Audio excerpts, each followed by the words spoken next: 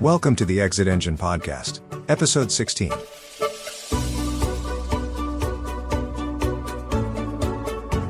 Good morning, John. Good morning, Joe. How are you today? Doing great, buddy. How are you? I'm excellent. Excellent. Very good. I usually don't like to talk about people's mistakes. You know what I mean? We like to look at things a little bit more positively than that. And, we're not about judging here at Exit Engine, right? True. However, there's one common mistake that we keep seeing happen over and over and over again. And I think it's something that's probably keeping a lot of people down and keeping people back from actually realizing their exit potential, if you will. And I think that issue is how people recognize and evaluate their companies. Yeah, and there's a lot of reasons for this, right? There's people just inflate what they've created, right? They have an idea of what they think their business is worth, and they want that, and they cling to that. They can cling to that number, despite evidence to the contrary that it's actually an inaccurate number. That's exactly right. I think we see this happen in almost every single instance, right? There's always there's always a pre-existing belief, right? There is some kind of thing that I have in my mind about what my company is worth as an owner, and then there is ultimately also some kind of disappointment that happens immediately when they find out that valuation isn't accurate. And so what we wanted to talk about today was, this is a common thing. People do this all the time. So don't feel bad, right?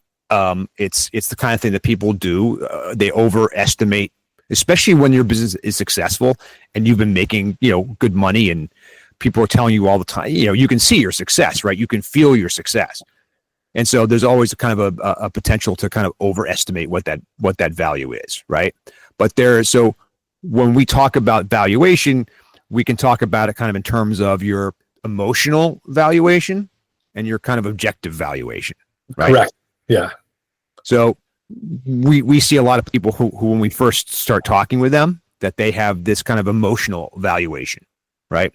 Yeah. And it's there's many reasons why, there's a reason that a competitor recently got purchased, or they saw something in a local journal, or frankly, they saw something in the Wall Street Journal where they perceive themselves to be a competitor similar to a company, and it got bought out at a crazy valuation. Or more likely, one of their friends got an offer, at the country club or the golf club, and they're talking over around, and I said, "Oh yeah, I got 4 times, EBITDA, right, or 4 times whatever the metric is for my company."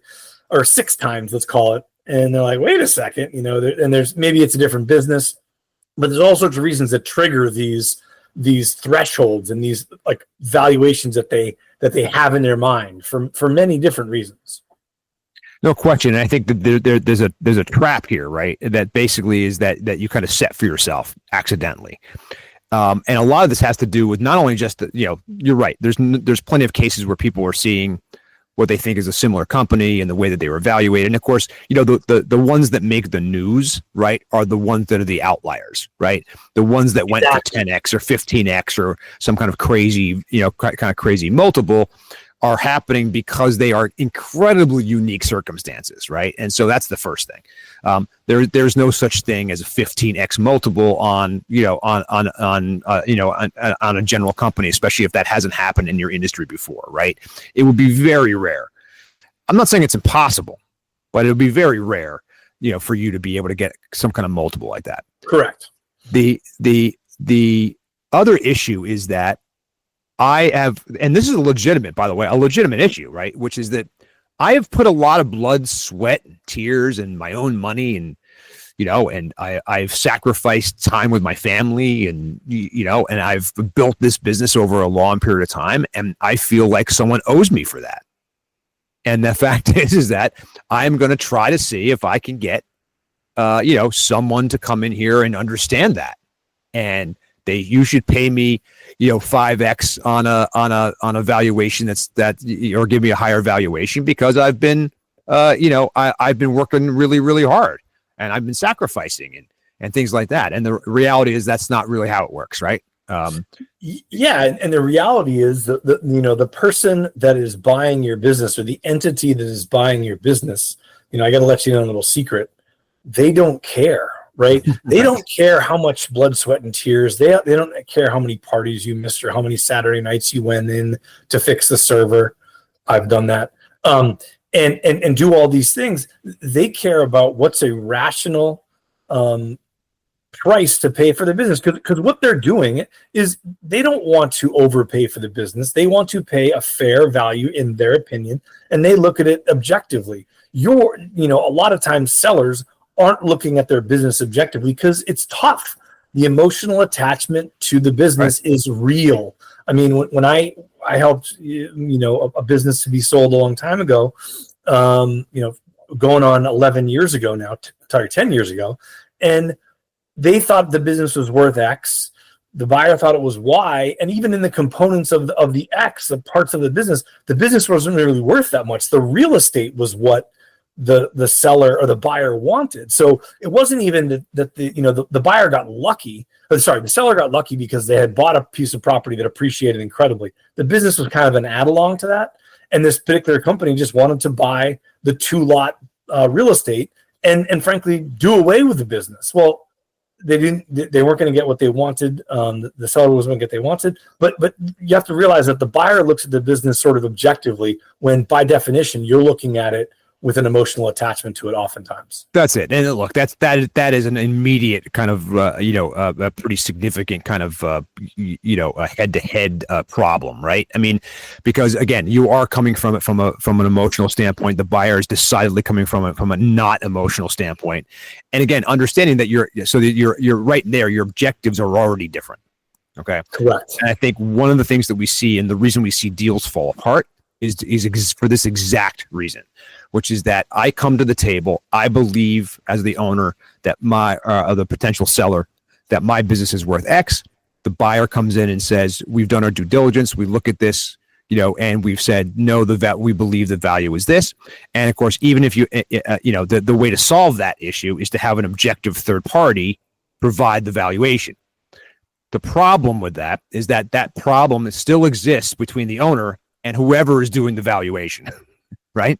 Yes. So we're in a situation where, okay, the buyer's saying, but I would value it at this X, Y, and Z. Okay, we can discount that a little bit for being, again, overly objective and looking for a deal, and so that valuation might be a little bit low. When we're talking about your emotional attachment and your emotional valuation that the owner is putting on it, now we're in a situation where we could be really, really overinflated, so overvalued, right? So right now we're sitting in a situation where you're already at odds. The third party evaluation comes in and can solve this problem.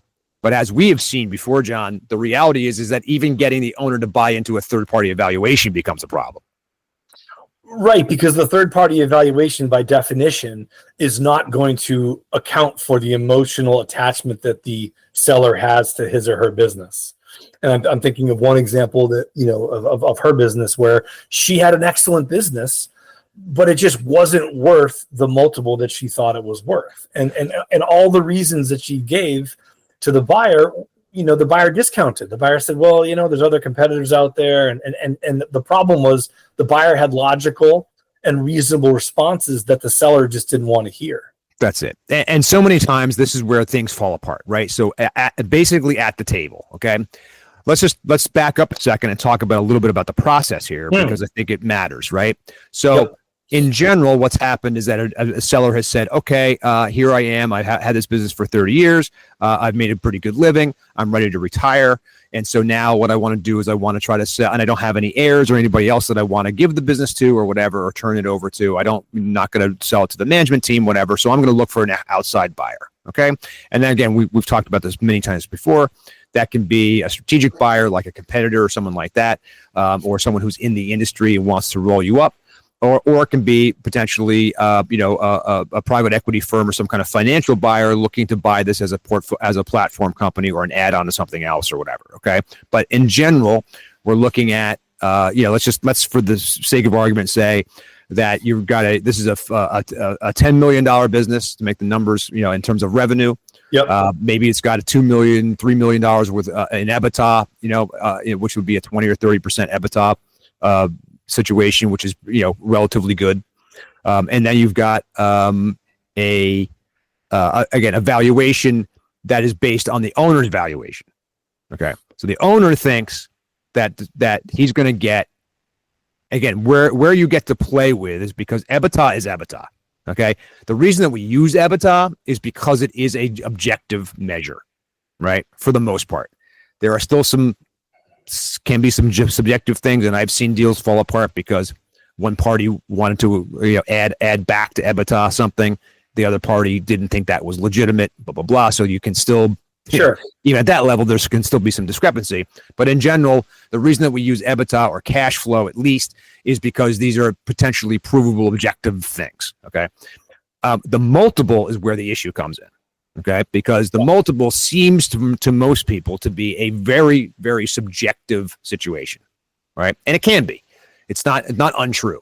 The reality is that why is it 3x, 4x, 5x? Why are some people getting 10x? Why does this happen? And the reality is the multiple is simply the way at which we can show the premium value on top of the objective value. Does that make sense? Yeah. So, and to further dive into that, in your example, right? Let's just say, for argument's sake, that the EBITDA is $3 million, and there's the buyer thinks it's a 4x multiple, and the seller thinks it's a 5x multiple. So you're talking about a difference between $12 million and $15 million, right? On that $3 million of EBITDA.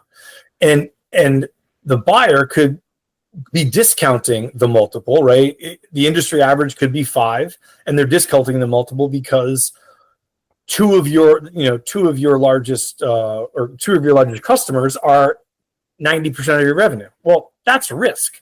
And so the buyer will say, and sometimes they won't say this specifically, they'll just assign a lower multiple to. The good buyers will say, well, I know the industry average is 5, but Joe, I'm giving you a multiple 4 because we view that revenue as risky, right? When you have a concentrated revenue stream and two big customers it's great to have big customers, but when they're 90% of your revenue, what happens when something happens? A new operations chief, a new whatever chief at that company who's buying, who's 90% or 45% of your customer, or 55% of your customer, when that revenue goes away, the buyer's stuck with the company after they buy it, and you're gone, surfing on the beach or whatever you're doing, and they're holding the bag, so to speak. They have to replace that huge chunk of revenue because your big customer decided to go somewhere else. So that's an example of why a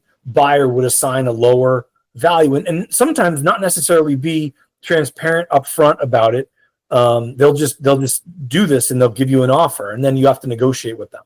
No question. And I think that, and I think that there are, so this is one good example of a way in which a buyer is going to say, they're going to look at these objective measurements. They're going to look at things like, obviously, they're going to look at the EBITDA. They're going to look at the profitability. They're going to look at the overall revenue. There's no question. They're going to look at the cash flow. They're going to look at the overall financial performance, right? But most of all, what they want to look for is the predictability of that financial performance. You're exactly right. Because what they're paying for, right? When you get down to it, when they're doing a valuation, they're predicting future cash flows, right? People talk about a discounted cash flow analysis, DCF analysis. And what they're doing is they're projecting those cash flows that they'll get so that they can justify the upfront payment and the total payment. So they're basically doing I have to pay X amount, 50% down for this. I can borrow X amount. We were talking to someone a couple of weeks ago who was very transparent about their model, and this is what they can pay. This is what they can get from a lender, and this is the specific structure of their business. And that's, the buyer has a template. The buyer has a template that they feel comfortable doing, and they do these things. And a lot of, you have to assume that they know that their business well. Just like every other business, you have a process for making widgets or making candy. They have a process for buying companies. And if you don't oftentimes fit into their criteria, they will not purchase you. And that's going to directly potentially affect your multiple. And it's also brings up a reason why you have to make sure that from a planning standpoint that you are actually not just throwing it out there on the market and seeing who sticks. This isn't like a Facebook marketplace ad, right? I mean, one of the things that I think people are mistaking is like, oh, I'm going to throw a for sale sign on my business and someone's going to come walk along off the street and buy it, right? Which is just not how it works. The reality is that you have to be out there in front of hundreds, if not thousands of different buyers, right? Because of what you just mentioned, which is that all these buyers have their own formulas, they have their own models, they are looking for they have their own criteria, they are looking for these individual things in a specific way that matches their risk profile and what they're comfortable with. And so the job of the seller, if you want to sell it, and of course, look, no one's making you sell it, right? If you want to sell the business, what we're saying is this is the way that you have to look at it, right? You have to look at it through the eyes of the buyer. And the eyes of the buyer are different based on the buyer and based on the kind of thing that you want to have. So the only real way to hedge yourself against this stuff and to make sure that you can get the thing sold is to make sure that your company is actually buttoned up, that your financial performance is demonstratable, right? Is that a word? Yeah, demonstratable, right? You can demonstrate the financial performance over time. Making it showing that there's predictability in terms of what's going to happen in the future for a new buyer, right? Yeah. You may not be able to predict exactly what's going to happen. You may, and nobody's saying that you're telling the future. These are the tools we have, right? And so we're trying to use the tools we have to show a buyer that this is a worthwhile thing. So that's the financial performance obviously is a big thing of that and the predictable thing, but there's other stuff, right? I mean, we talk about these other things all the time. Your operational efficiency and the systems that you have in place are another piece, maybe not quite in the same weight as your financial performance, but they are related. And it's obviously something that, again, could be a big deal to a buyer. Yeah, especially if the buyer, is going to come in and they want the business to operate and they don't want to make large changes. And I want to either keep the business running as smoothly as it has been running, and they expect that it's buttoned up and there's process and there's people there to do these things, which is, again, we harp on this all the time, but it's, some of you'll get a premium for your business if the business runs without you, right? If you're floating above the business and directing it and allocating capital and doing those things, well, that's something that a buyer can do very easily. If you have a very specific skill set and you're doing that skill set, you're the one that's cutting the dye material, or you're the manufacturing expert as well as the CFO. That's not going to be very appealing for someone who's doesn't have any experience in those specific things or your industry. So it's just another example. Yeah. I was going to say, and look, to be clear, that may also not be the right buyer for you. So understand that you get to have an opinion, right, about who you sell this company to. So we're not saying by any means that there's one buyer for every company. Right. That's just not to your point. And there shouldn't be, right? You right. Don't, think about it. You don't want to have just one buyer, because that's one offer that she can make, as an example. That could be a lowball offer, could not be the right offer for you. They might not want to continue the business. They might want to relocate the business and move it to wherever, Kuala Lumpur. You want to keep your business in your local area. You may want to keep the name. There might be specific things you want to keep about the business that this buyer is not going to do. So you want to get as much interest as possible from as many different entities as possible. Yes, within your industry, but also if you can appeal to people that are in companies that are in an adjacent industry. I think of real estate and mortgage as an example. You might, if you have a mortgage business and you want to sell it, sure, go after find mortgage buyers, but also a real estate person has to deal with mortgages all the time. That's just an example of a sort of an adjacent market, an adjacent buyer that you could look to if you're trying to sell your business. But the point is well taken, which is that you need to basically make sure that you appeal to as many potential types of buyers as possible if you really want to get this done, right? Because they will have, again, they all have their own individual plans, their own individual metrics, their own templates in terms of what they're looking for. And then the other thing that you're going to do is that when you understand what it is they are actually looking for and what their criteria is, then what you're going to do is you're going to basically kind of spin your story to match more closely to what they're looking for, right? Understanding that, but after you have already done the things that you have to do, right? And what we say have to do, we mean you want to at least examine the areas, right? And when we talk about our total exit value system, that's what that is, right? Essentially a framework for you to be able to do a deep dive investigation into certain areas to ensure and or to prove to a buyer that you are a good buy, right? And so the financial performance and predictability is a huge thing. Operational efficiency and the systems you have in place demonstrate that you are an efficient business that's making money and is profitable, and you're not overspending on certain areas. You've got technology in place that is helping you from an efficiency standpoint. You've got, again, processes, not just and processes that are written down, that are repeatable, that other people can do if you have to replace somebody. You don't want the entire recipe for your manufacturing process to be inside the head of one guy, right? That's not a good thing. So not even exaggerating, that exact thing, what you just said, happened to one of my very early clients, right? They had a wonderful business. They had incredible recipes, and all of it was in the head of a unstable, unstable genius. Yeah, not a stable genius. No, we're not going to get into that. But basically, oddly enough, it was around this time of year. Every October, around Halloween, he would get ill. He wouldn't come in. Oh, getting ready for the Christmas rush. And he was a crazy person, and he held the owners. Every year, he got a raise. Hostage. Yeah, exactly. Because none of the recipes written out. They're not a good buy. And as a buyer, right, this is it's bad enough that if you as the owner had all that knowledge, but to have somebody else on there who was basically holding the entire company hostage, that's not a good buy, right? Yes. Yeah.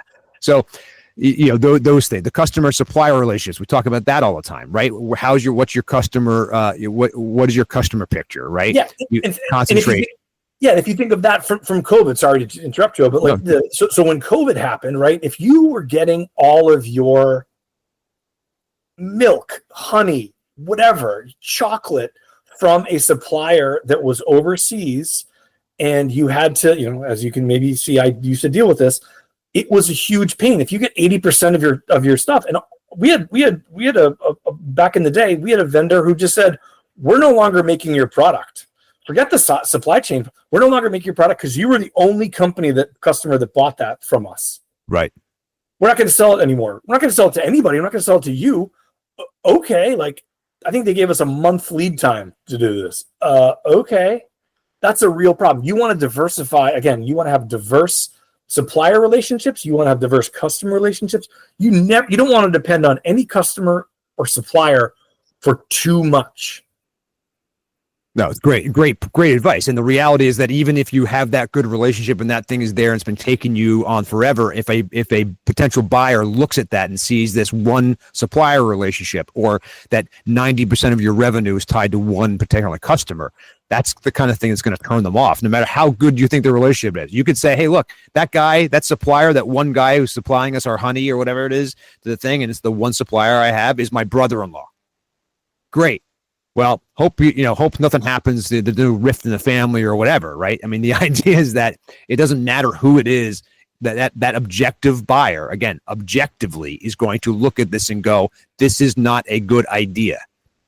We're not saying, by the way, guys, not saying that there aren't these one-off cases where people will ignore these things purposely or let them slide because there are other things they like. Okay, so remember that what we're doing when we use our TEV system or any other kind of paradigm for examining this stuff and preparing your business for sale, the most important thing is that you are examining all these things and then being able to, once you understanding what these things are and why and what is the actual state of your business kind of under the covers, okay, is that knowing is like 90% of the battle, right? making changes to things can only happen when you know those things exist. When you know those problems are there, now you can jump in and you can make a plan for fixing things that you can fix. And look, some of the things aren't things you can fix. Some of the things are things that you aren't willing to fix, right? All of those things are your choice or your prerogative. But the idea that, but not knowing what those things could be is shooting yourself in the foot. Yeah, no, anyway, look, the bottom line is it's either way. Look, you are, what we're trying to teach here is that there's no, and I think that this comes across, right? There is no one answer for any of this for how to sell your business. Okay. It's not a one thing. It's like 10 things at the outside, right? 10 things that you have to at least investigate to be able to understand. And so what we're trying to teach here is not that you have to change things or that what you're doing is wrong. Okay. It's not that. But it is a matter of that the buyer will look at your business completely differently than you do, and every other buyer will look differently than that buyer. So what you have to be able to do is to understand what are the issues, right? The solutions will come. The understanding what to look for is really the first part. And so this is why we keep talking about the financial performance and the predictability of that. The operational efficiency, the systems that you have in place, the customer supplier relationships. We're a broken record on this stuff. How close you are and how tied you are as the owner to the actual operations and the day-to-day operations of the business. Your risk management profile. What are your legal situations going on out there? How you address compliance, the liability, other legal things that are out there. And then, of course, your scalability and your growth opportunities. One of the things that, again, gets really kind of swept under the rug is the ability to say to any buyer, yeah, you're right. I didn't do this thing, whether that's, insert, whatever thing it is. I haven't spent overspent or spent a lot of money on on maintaining equipment. I have, maybe I've got some, I understand there's a market here that I haven't gone after. That's not necessarily a bad thing. All you want to be able to do is to highlight that to the buyer, because that's a potential growth area for the new buyer to come in, right? Yeah, and so because maybe the constraint that Joe's mentioning, maybe what you didn't do was all related to the fact that you didn't have money to do it, right? You have a successful restaurant in 4 locations, and you would love to expand to other counties and to other areas in your local area, but you just didn't want to do it. But if you had a repeatable process and all you needed was money, you just didn't want to leverage that, you didn't want to take on too much risk, that's exactly the type of thing that a buyer would want to hear, to say, oh, if you have a plan to do that and build that out, Morristown, New Jersey, wherever, Summit, New Jersey, any of those places around me would be a perfect example. Here's my restaurant in a box. Right. Go ahead and take it and blow it out and add a number of locations. That can be really appealing to a buyer. That's it. And so again, what we're trying to teach here is not to scare you, okay, or to say that this is impossible, or look how hard it is to sell your business. Okay. It's not that. It's not hard. It's not hard. It's time consuming. Okay. There might be some things that you have to do that you don't want to do. Okay. There might be some hard looks at yourself and at your business that you don't want to make, because, it's hard to do that stuff as human beings. We never like looking at ourselves. The problem is that if you don't look at yourself and at your business well in advance of getting in the room with someone who is attempting to buy you, 95% of the time you will be disappointed. And I'm telling you, and I mean, disappointment will come in different flavors. The disappointment will come because A, you won't sell the business. B, you won't sell it for the amount of money you want to sell it for. C, you will get all the way through the process and then be unhappy with the way that the business integrates with the buyer. Those are the 3 big things, right? And the reality is that it is about understanding these areas and looking at your business and being able to uncover these things is what's going to increase your value, no matter who the buyer is, right? So when you look at your financial performance and you look at your operational efficiency and your customer and supplier relationships and your risk management and your scalability and your growth, and the broken record that Joe and John are constantly talking about, it's because those are the things that directly relate to how much your business is worth. Yeah, and we had a situation, and not to go into total story time here, but we had a situation where, guy had a incredible business. He it was a $30 million business, and he wanted $50 million for it, which, you know what, in the realm of possibility, I mean, it really wasn't that much of a stretch, right? It was, I think the EBITDA was about $12 million. Yeah, crazier things have happened. Yeah, profitable business. And he couldn't get his financial statements together. So it's number one on, it's one or two on our list of, you could have the most repeatable business. You could have everything. You could have, you're removed from the business. Your risk and legal compliance are all set. Your customer relationships are tip top. If you can't produce a set of financial statements, and I think we've talked about this in the pod before, that's like the biggest red flag in the world. Or if you produce, even worse, one, you can't produce a set of financial statements. That's one problem. Two, if you produce a set of financial statements that are wrong and that do not represent the actual costs associated with the products in your business, man, that turned, I think it was 3 buyers completely off. One, they won't.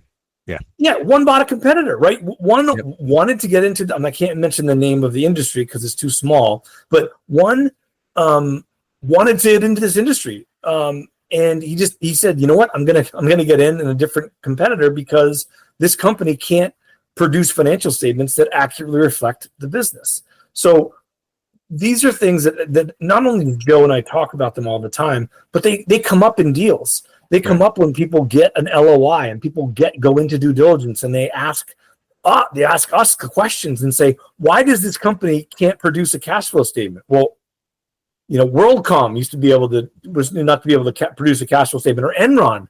Go back and look at Enron. Google Enron and cash flow statement. And there's a couple of crazy articles about the Wall Street Journal, a specific analyst saying, why can't they produce a cash flow statement? That is a huge red flag. Especially for a company that size. Yeah.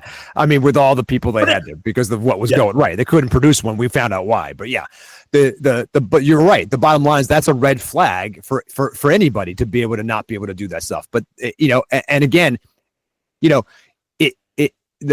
buyers that you are attracting is as much a part of the process, right? And as much a part of your saleability as anything else.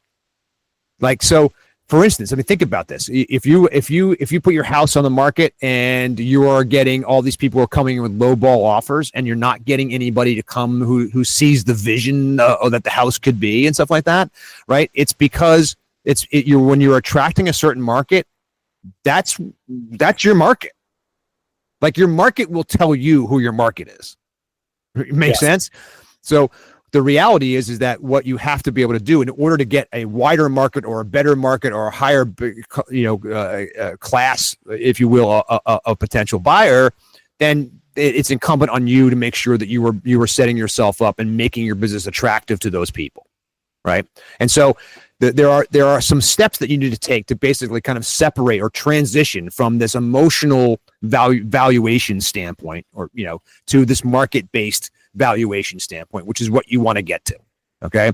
However long it takes you to do whatever it does, maybe it'll happen instantly. Maybe the third party evaluation or your CPA coming in and do, or getting an evaluation from us or anybody else will come in and basically will instantly change your mind. But we have found by and large that it's not that simple. Most people have a hard time transitioning. And the reason is because they can't. There's 2 reasons in my opinion. First is that they have a hard time separating themselves and what they have put into the business in terms of we are very caught up in this world, especially in this kind of capitalist mentality that we are all in, that there should be some kind of payment that I'm given for the amount of work I put into something, and that there's some kind of direct correlation in that, right?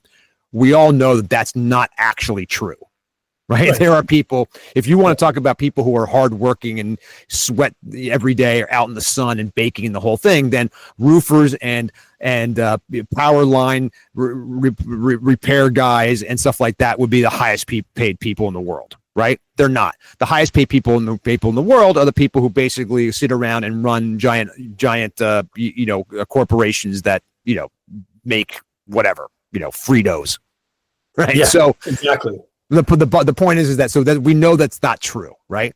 So you got to start from a place where you say, okay, first of all, let's accept reality. the good news about accepting reality, especially if you are working with someone who knows what they're doing, like us, or I'm sure hundreds of other people out there who are in the professional space, is going to be for you to be able to self-assess and to stand back for a second and go, okay, let me listen to what these guys have to say, because. Right.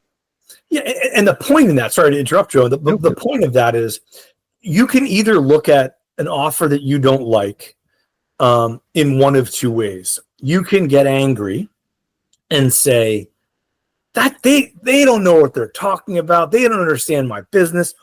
They don't value my business, and that may all be true. Or you can look at the offer as feedback. And you look at it as feedback for ways to improve. And while they might be wrong in your opinion about a couple of the areas, this is a way to transition from your emotional standpoint of rejecting it out of hand over on this side and taking and saying, yeah, I think they're wrong about two of those things, but three of the things have a valid point. And that's the value of, again, you're coming at it from your emotional standpoint.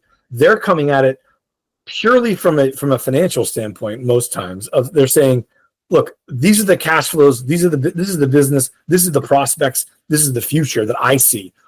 Prove me wrong. And they often walk you through the offer. If you take it as feedback, that's a way to go back and improve it and take those 3 bullet points and say, they're right about these 3 things. What can I do in my business to change their opinion and thus change my business?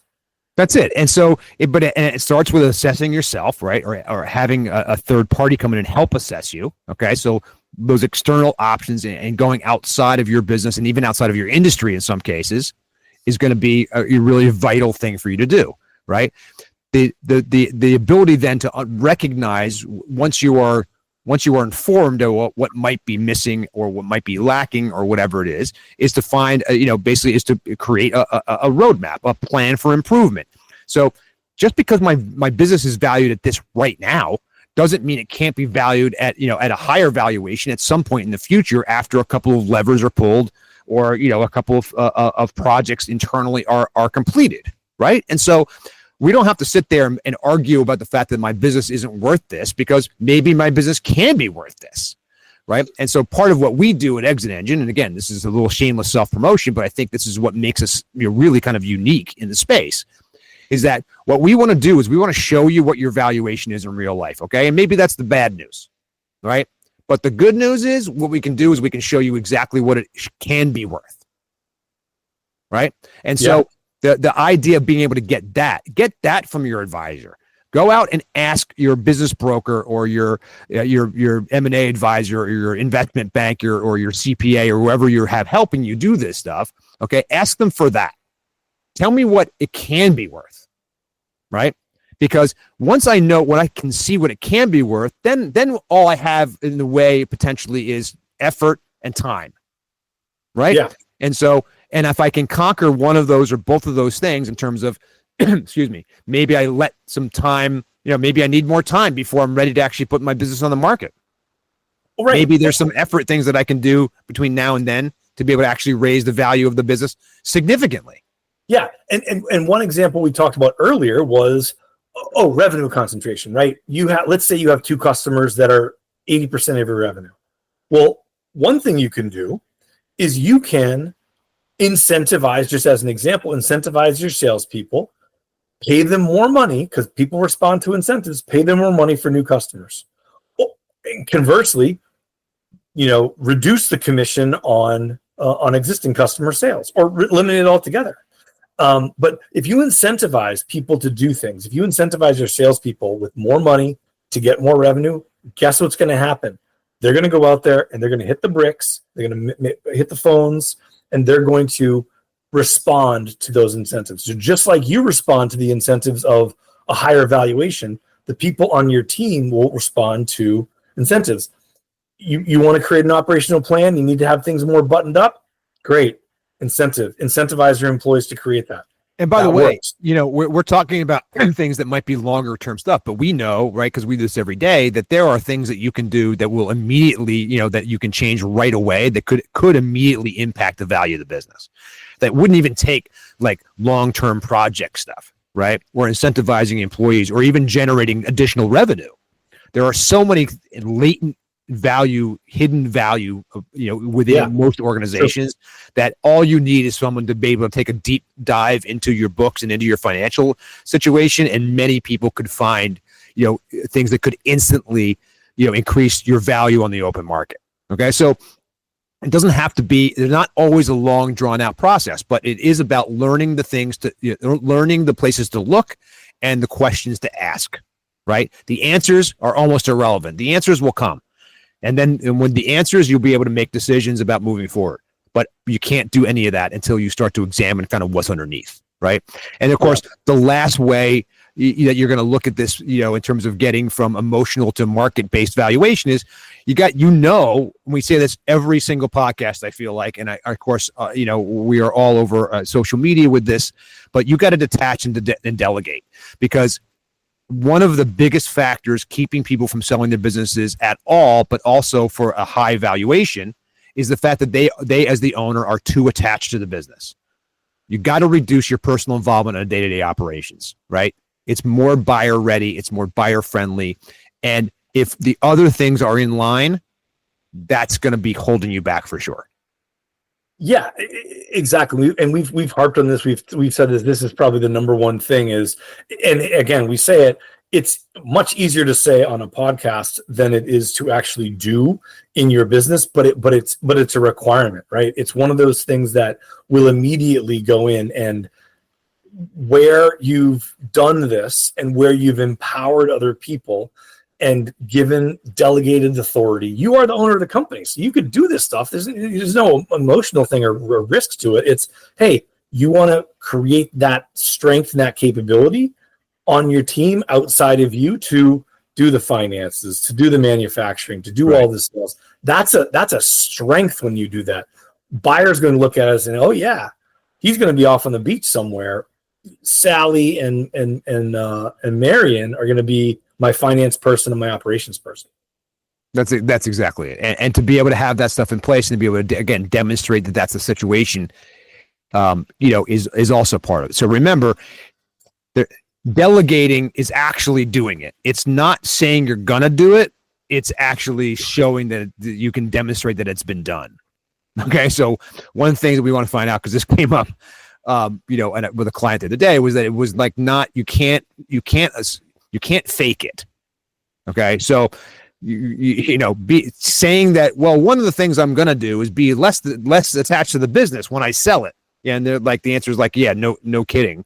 The problem is that, again, if you have been the one, what is the thing that you have been doing that is now has to be replaced by somebody else? And the question is, can I find that person? Is that person already exist in the company? Leaving that to the buyer is not the right way to do it, right? You need to show them that you've already done it. Yeah, because look, who wants to buy? When Joe's analogy, when we were talking about buying a house or selling your house, like the market's going to tell you what the house is worth, right? It doesn't really matter the list price. It matters the offers you're going to get.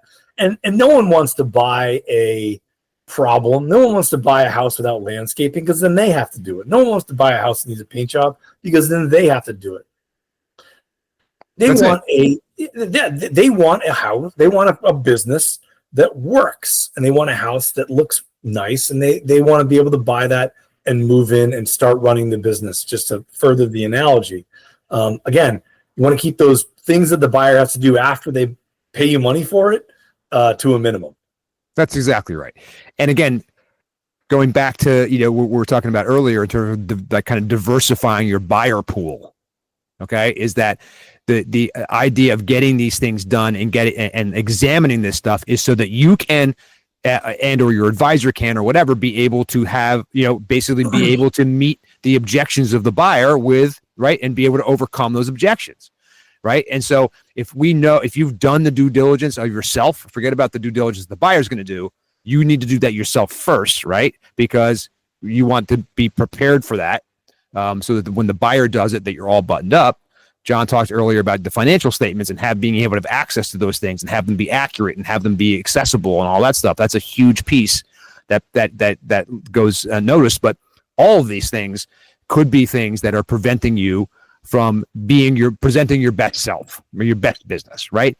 And so understand also that as the buyers change and the buyers are different, you need to be able to, having examined all these things and being able to have answers for this stuff is just as important as anything else, because you need to be able, because a buyer is going to present you with this particular challenge, looking for a way of being able to lower your value.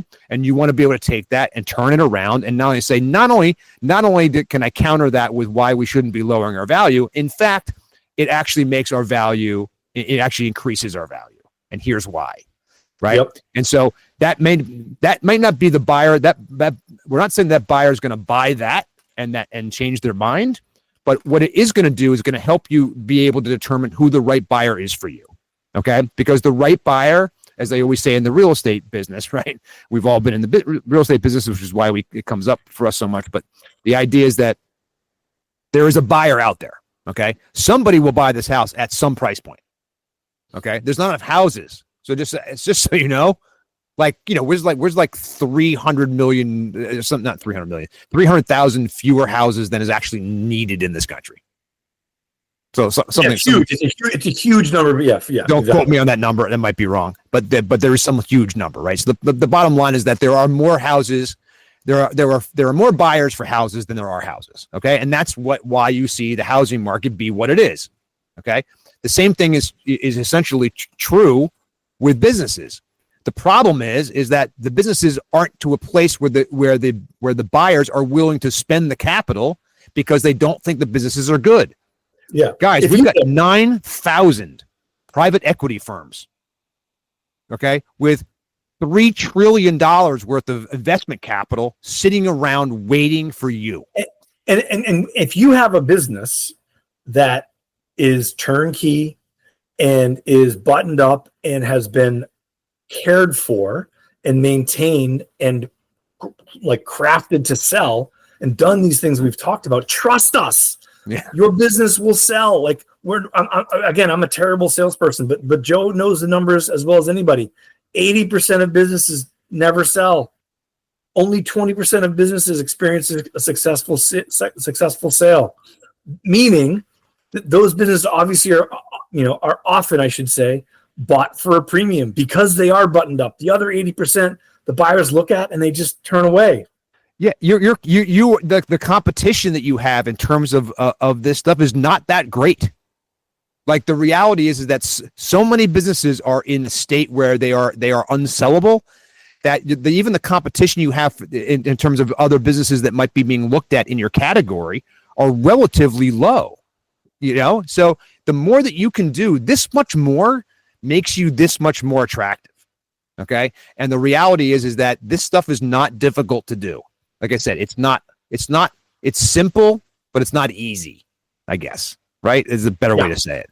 Right. So the idea is that looking at these individual areas of your business, right, looking specifically at things like your financial performance, your operational efficiency and systems, your customer supplier relationships, your risk management, your scalability and growth opportunities, and how close you are to the business. There's 10 things total, but those 6 things are the most important ones. And being able to examine that stuff by asking yourself some hard questions, man. You know what I mean? Nobody's saying that what you did out there as a business owner was easy. Nobody's taking it for granted. Believe us, man. We have all been, but John and I, collectively have been responsible for $100 million worth of revenue over the course of our careers. Okay, and the reality is that we know exactly, and some of that stuff has come. Failures have been thrown in there too, right? We understand what it is to be you. We really do. What we're trying to point out to you is that don't let being you get in the way of being able to sell your business. Yes. Right? Well said.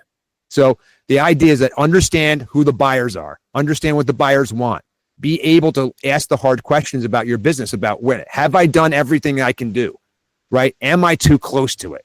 am I able to get these financial statements, and are they accurate? And can I do this? And could I throw a cash flow statement at someone who asked for it? Right? Am I buttoned up from a risk standpoint? Right? And the risk, by the way, isn't just about legal risk and stuff like that. Right? It's about risk is about how much maybe there's debt. There's risk is also about compliance. Risk is about, are you OSHA compliant? Things like that. Right? So your customer supplier relationships aren't just about your customer concentration in terms of how much revenue comes from one customer. It's also about, do you have more than one supplier for product that you need to buy? Yeah. And the last thing, I would add is take feedback on all those things, right? We talked about feedback a little. I don't think we talk about it enough in the sense of you can look at your business and say, everything's been fine. It's been fine. It's worked the last 25 years for me. However, the new buyer comes in and looks at it from a different perspective, and she gives her perspective, and maybe she has a lower risk tolerance than you, and she wants things a little bit more buttoned up, a little bit more less risk on supplier side. Take that feedback and incorporate it as much as you can into the business, because if it's appealing to you never know what the risk tolerance is for your future buyers. They could be far lower than yours. And let's put it this way, they're probably not going to be a lot higher. Maybe they are, maybe you get lucky. But in most cases, you're going to sell to a buyer who is putting a ton of money on the line and wants a return on her investment. And if she is saying that she doesn't want to take on this risk, you got to listen to her. You might not agree with her, but you should listen to her. And know that that's not the only buyer in town as well. Right. And so the idea is that buyer might not be right for you, but again, the next one might be. And so the reality is again, it's as much about understanding the buyers and their needs as anything else. So actionable takeaways. Okay. So we talked about, again, the idea that the importance here is moving from this emotional evaluation methodology, right, into more of a practical kind of like market-based objective valuation situation. Okay. So detach your emotions. Okay, as much as you possibly can. Allow yourself to be nobody's. Remember, it feels like you're being judged. Okay, and it feels as if a buyer, is essentially judging your business, and I guess they are. Okay, to be fair, yes, you're right. They are judging your business. They are judging it in terms of whether it's right for them.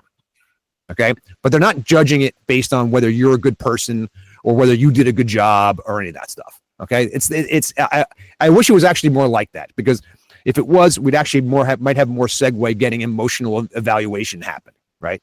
The reality is that you've got the business guys these buyers are completely objective. They've got a set of criteria. They're not going to deviate from it, no matter what you say or do or whatever. So all you can, the most that you can do is to be prepared for every buyer and be able to understand your business and what the market is for your business so well that you're able to at least discern whether this person is a good buyer for you or not. So detaching your emotions from the valuation, the most important thing. Your personal investment in this does not equal market value. I'm sorry, but it just doesn't. Number 2, focus on what buyers want. Improve those areas, right, that objectively drive the value and the saleability of your business. Keep in mind something that we didn't address that we should right now, John. Yeah. Valuation and saleability. Are they the same thing? No, right? Not even close. So understand that every business could have a value put on it, even if that value is negative. All right. But not every business. In fact, most businesses aren't sellable. So the reality is that what you're looking for is the right combination, the valuation, the highest valuation you can get at the highest propensity to sell that you can get. Yeah. Right. So you've got the emotion, detaching emotional value, focus on what the buyers want, get professional guys. Yeah. This one's so important. This one's so important because again, what we've talked about so far is in this episode is you are going to have an emotional attachment to your business. It's inevitable. The buyer is not. The way you can counteract that is to get advisors who are detached. Not that we don't care about your business, because we certainly do, but we don't have an emotional attachment to your business. And yes, what I like everyone's to sign up with Exit Engine and Exio Advisors, sure. But the reality is find an advisor out there that can help you look at your business in an unbiased way. They're going to give you their unbiased opinion, and they're going to help you improve your business, get it ready for sale from the perspective of, hey, I only want to help you sell your business. Yeah. So I seek professional help. Yeah, I think it's excellent advice. And I think that I would add one more thing to that, which is here's an easy way to do this. Okay. When you get someone who's going to do a valuation for you, okay, ask them two things. One is, can you give me an accurate valuation of my company, a market value of my company today? Okay. That's the first thing. The second thing is, then can you tell me ways in which I can improve the value of my company? Yes. Okay. Because that's going to be a decided difference. Most people out there will be able to give you a value. Most people will not be able to tell you in any kind of real substantive way outside of these generalities about how you can improve your business. And so specifically, when you're asking someone for a valuation, right? Great point. A real valuation isn't back of the napkin calculation that's based on EBITDA that you tell a person. Okay. If I'm a business broker, and this happens a lot, and I come to you and we're talking about me helping you sell your company, and that we talk about valuation, and the business broker says to you, hey, what's your EBITDA? And you say, I'm not really sure, but probably, I don't know, like $3 million. And it goes, okay, great. So in your industry, it's a 4x multiple. So your business is worth $12 million. Sign here. Okay. No, not enough. Not enough.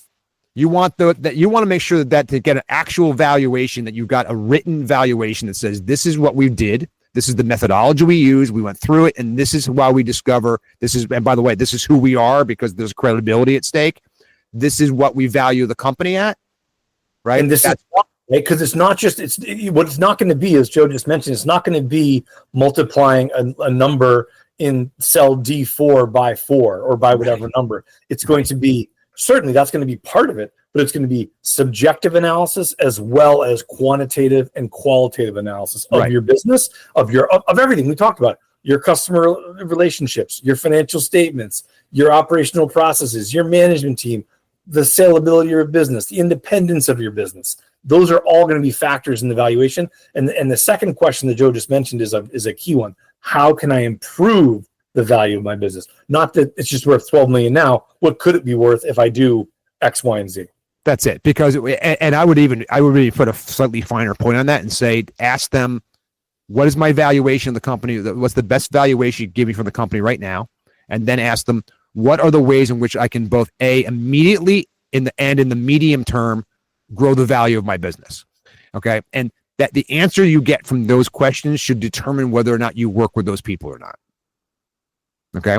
Because it's one thing to have a valuation from a third party, to say, this is the value, right? But what they won't be able to do for you is to give you the saleability of it.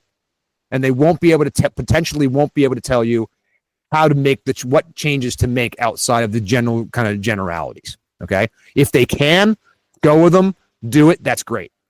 Great. Okay. Yep. Last point, right? Do this on a regular basis. Okay. In other words, constantly check maybe you're not at a point where you're ready to retire. Maybe you think you're 2 or 3 years away. Okay. You should be on a biannual, twice a year, value the company, especially if you're on a track where you've already done it once and you're trying to make improvements to it. Okay.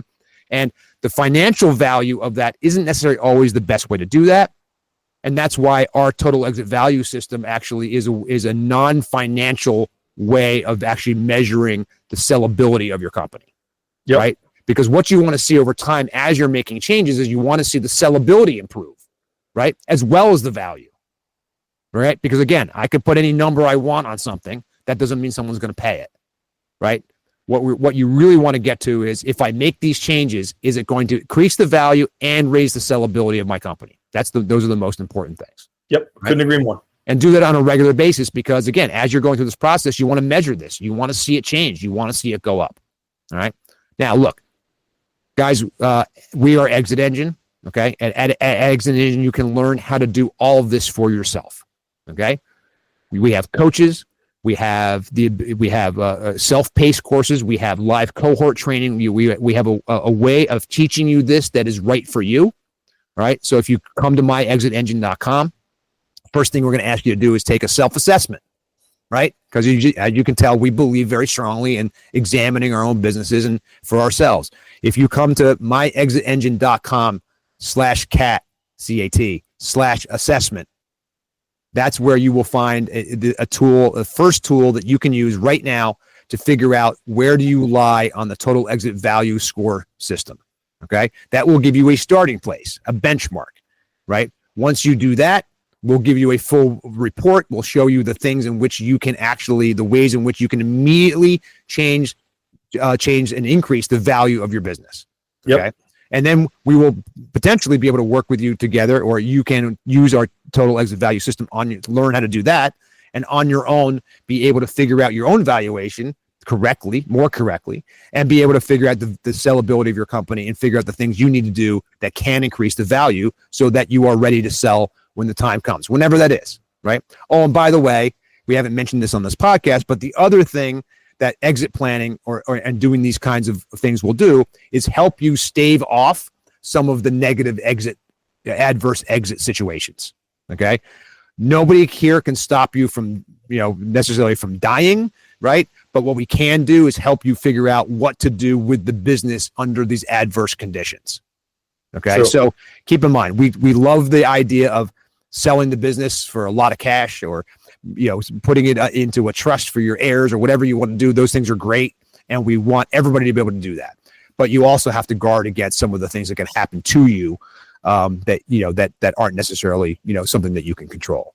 So again, those are the things all those things. And by the way, having those plans in place, right, for what happens to the business if I die, who takes control of the business in these situations, et cetera, are all things that contribute to the sellability of it. Because having those plans in place, right, are things that can either be rolled over or changed or amended or whatever by the new owners. Those things are just as important to have in place and show the health and sustainability of your business, just like you're, showing how much, profit you have, right? So, yep. Guys, this has been the Exit Engine Podcast. John, thank you so much for your time today. It was as awesome as usual. Thank you, Joe. And we will, guys, come to myexitengine.com, take the assessment. You can watch video and you can learn. Right there on the initial site, you can take a look at this stuff. But we want you to join us. We want you to learn how to do this yourself. You can always, again, on the comments here, tell us what your situations are. Tell us what kind of crazy evaluations you got. Tell us your stories. We want to hear these stories. We want to share them with other people. Thank you so much for listening to us. You can find us at myexitengine.com. You can find us on just about every social media site there is, but primarily LinkedIn is probably the best place to find us right now. Have a great day. Thank you again for joining us, and we'll see you next time on the Exit Engine Podcast. Thanks, John. Thanks, Joe.